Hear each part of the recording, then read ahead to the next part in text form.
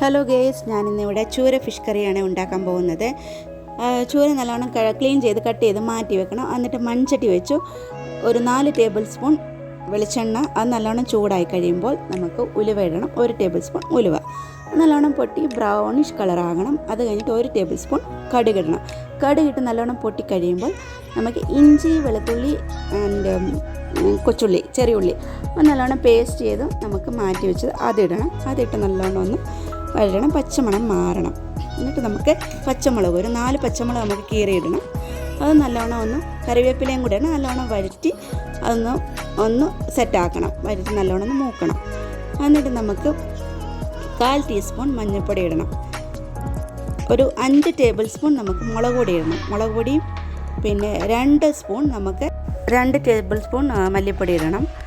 മല്ലിപ്പൊടി അതൊന്ന് നല്ലോണം ചൂടാക്കണം. ചൂടാക്കി കഴിയുമ്പം നമുക്ക് കുടംപുള്ളി വെള്ളത്തിലിട്ട് കഴുകി വൃത്തിയാക്കിയത് അതൊരു 3 കഷ്ണം ഇടണം. അതും കൂടെ നമുക്ക് നല്ലോണം ഒന്ന് ചൂടാക്കി നല്ലോണം ഒന്ന് മൂത്ത് വരണം.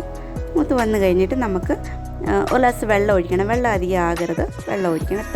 എത്ര വേണോ അത്രയും ആക്കാവും. വെള്ളം ഒഴിക്കണം. വെള്ളം ഒഴിച്ച് ഉപ്പിടണം. ഉപ്പ് ആവശ്യത്തിനിടണം. ഉപ്പ് ആവശ്യത്തിനിട്ടത് കഴിയുമ്പോൾ നല്ലോണം തിളയ്ക്കണം. നല്ലോണം നല്ലോണം തിളച്ച് കഴിഞ്ഞിട്ട് നമുക്ക് മീൻ പെറുക്കി ഇതിൻ്റെ അകത്ത് ഇടണം. മീൻ പെറുക്കി ഓരോ കഷ്ണമായിട്ട് നമുക്കിങ്ങനെ പെറുക്കിയിടണം.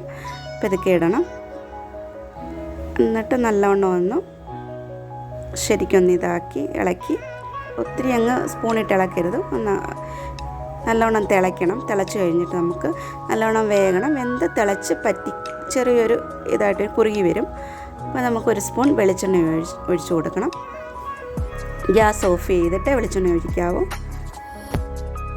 ഇങ്ങനെയാണ് ടൂണ ഫിഷ് കറി ഉണ്ടാക്കുന്നത്. ചൂര ഫിഷ് കറി ഉണ്ടാക്കുന്നത്.